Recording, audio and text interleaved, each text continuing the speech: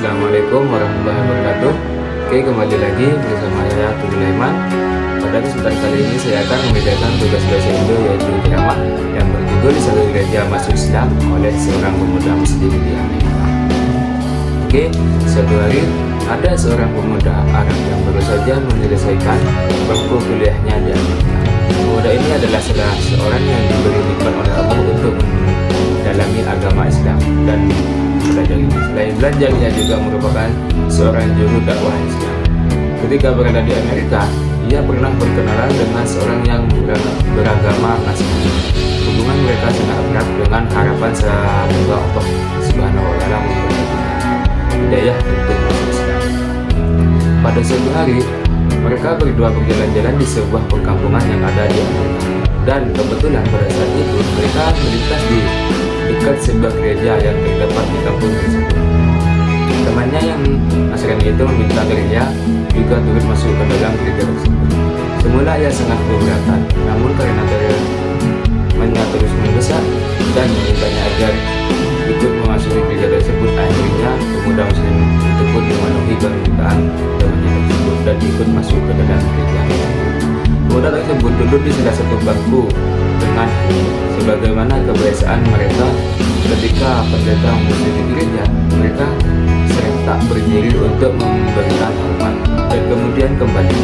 Di saat itu si pendeta agak terbelalak dan terkejut ketika melihat kepada para hadirin dan di tengah kita ada seorang muslim. Aku harap ia keluar dari sini. Pemuda Arab itu tidak bergeming. Pendeta tersebut mengucapkan perkataannya itu sekali lagi. Di tengah kita ada seorang muslim. Aku harap dia keluar dari sini. Begitu seterusnya sampai berkali-kali. Namun pemuda tersebut tetap diam dan tidak bergeming dari tempat. Hingga akhirnya pendeta itu berkata, "Aku minta ia keluar dari sini dan aku menjamin keselamatannya." Setelah sang pendeta berbicara seperti itu, barulah pemuda tersebut bangkit dari duduknya dan beranjak keluar. Di ambang pintu, pemuda muslim tersebut berbalik dan bertanya kepada sang pendeta, "Bagaimana Anda mengetahui bahwa saya adalah seorang muslim?" Dan pendeta menjawab, "Dari tanda yang terdapat di wajah." Kemudian sang pendeta itu pun berbalik menuju pintu keluar dan berjalan dengan tepat.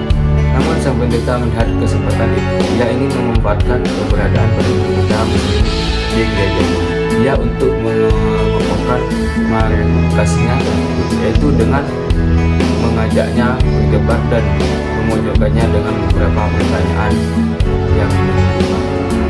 Kemudian pemuda muslim itu pun terdiam dan berpikir sejenak sambil menimbang-nimbang tantangan yang diajukan oleh sang pendeta. Setelah menimbang-nimbang, akhirnya ia pun menerima tantangan debat tersebut.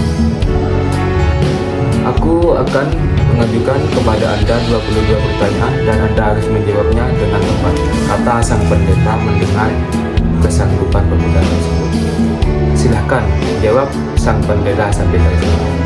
Sang pendeta pun mulai bertanya, "Sebutkan satu yang tiada duanya, dua yang tiada tiganya, tiga yang tiada empatnya, empat yang tiada limanya, lima yang tiada enamnya, enam yang tiada tujuhnya, tujuh yang tiada delapannya, delapan yang tiada sembilannya, sembilan yang tiada sepuluhnya, sesuatu yang tidak lebih dari 10, 11 yang tiada belasnya, 12 yang tiada 13-nya, 13 yang tiada 14-nya, sesuatu yang dapat bernafas namun tidak mempunyai ruh, apa yang dimaksud dengan kuburan berjalan membawa isinya, siapakah yang berdusta namun masuk ke dalam surga, sesuatu yang diciptakan Allah tanpa ayah dan ibu, siapakah yang tercipta dari api, siapakah yang diazab dengan api, dan siapakah yang terpelihara dari api, siapakah yang tercipta dari batu, siapakah yang diazab dengan batu, dan siapakah yang terpelihara dari batu, sesuatu yang diciptakan Allah dan dianggap besar. Pohon apakah yang mempunyai 12 ranting, setiap ranting mempunyai 30 daun, setiap daun mempunyai 5 buah, 3 di bawah naungan dan 2 di bawah sinar matahari." Mendengar pertanyaan tersebut, pemuda muslim itu pun tersenyum dengan senyuman yang mengandung keyakinan kepada Allah. Setelah membaca Bismillah, ia menjawab, Satu yang tiada duanya adalah Allah Subhanahu wa Ta'ala. 2. Dua yang tiada tiganya adalah malam dan siang. Allah Subhanahu wa Ta'ala berfirman, dan kami jadikan malam dan siang sebagai dua tanda kebesaran kami. Surat Al-Isra ayat 12. Tiga yang tiada empatnya adalah kehilafan yang dilakukan Nabi Musa ketika Khidir merusak kapal yang ditumpanginya, membunuh seorang anak kecil, dan ketika mengangkat kembali dinding yang hampir roboh. Empat yang tiada limanya adalah kitab-kitab yang diturunkan oleh Allah Subhanahu wa Ta'ala, yaitu Taurat, Injil, Zabur, dan Al-Quran. Lima yang tiada enamnya adalah salat 5 waktu. Enam yang tiada tujuhnya adalah jumlah hari ketika Allah SWT menciptakan. Tujuh yang tiada delapannya adalah langit yang 7 lapis. Allah SWT berfirman, yang telah menciptakan 7 langit berlapis-lapis, kamu sekali-kali tidak melihat pada ciptaan Rabb yang maha pemulihan sesuatu yang tidak seimbang. Surat Al-Mulk ayat 3. 8 yang tiada sebutnya ialah malaikat pemikul arsy Ar-Rahman. Allah SWT berfirman, dan malaikat-malaikat berada di penjuru-penjuru langit, dan pada hari itu 8 orang malaikat menjunjung arsy Rabb di atas kepala mereka. Surat Al-Haqqah ayat 17. 9 yang tiada 10-nya adalah mukjizat yang diberikan kepada Nabi Musa: tongkat, tangan yang bercahaya, angin topan, musim paceklik, katak, darah, kutu, dan belalang. 10 sesuatu yang tidak lebih dari 10 ialah kebaikan Allah Subhanahu wa Ta'ala berfirman, barang siapa yang membuat kebaikan maka untuknya 10 kali lipat. Surat Al-An'am ayat 190. 11 yang tiada 12-nya ialah jumlah saudara-saudara Yusuf. 12 yang tiada 13-nya ialah mukjizat Nabi Musa yang terdapat dalam firman Allah, dan ingatlah ketika Musa memohon air untuk kaumnya, lalu kembali berfirman, pukullah batu itu dengan tongkatmu, lalu memancarlah daripadanya 12 air mata air. Surat Al-Baqarah ayat 13 yang tidak ada 14-nya ialah jumlah saudara Yusuf ditambah dengan ayah dan 14. Adapun sesuatu yang bernafas namun tidak mempunyai ruh adalah waktu subuh. Allah SWT berfirman, dan waktu subuh apabila fajarnya mulai menyingsing. Surat At-Takbir ayat 18. 15. Kuburan yang membawa isinya adalah ikan yang menelan Nabi Yunus. 16.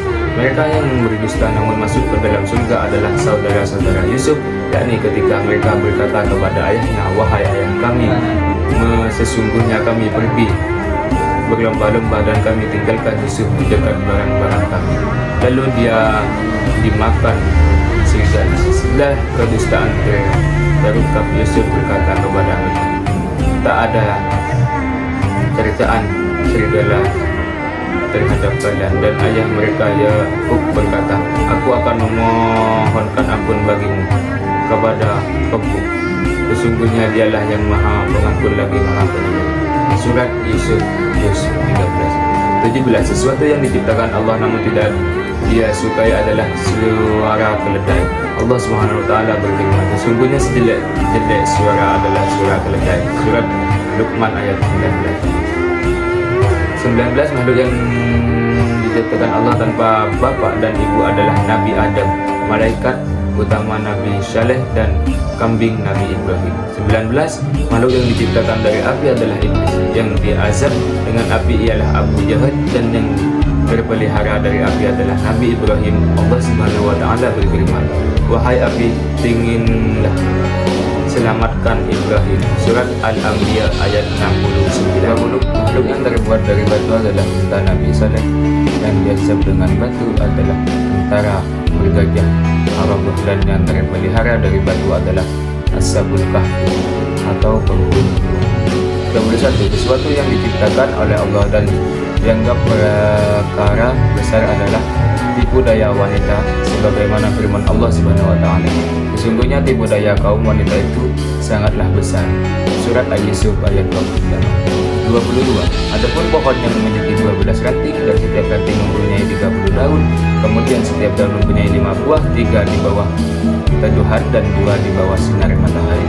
Maknanya, pohon adalah tahun, ranting adalah bulan, dan daun adalah hari, dan buahnya adalah sholat yang 5 waktu, 3 dikerjakan di malam hari dan 2 di siang hari. Mendengar jawaban sang pemuda tersebut, pendeta dan para hadirin merasa ragu. Kemudian pemuda tersebut meminta pamit dan beranjak pergi. Namun setelah berjalan beberapa langkah, ia mengungkapkan niatnya yang membalikan badan menatap sang pendeta. "Bolehkah aku mengajukan satu pertanyaan kepadamu?"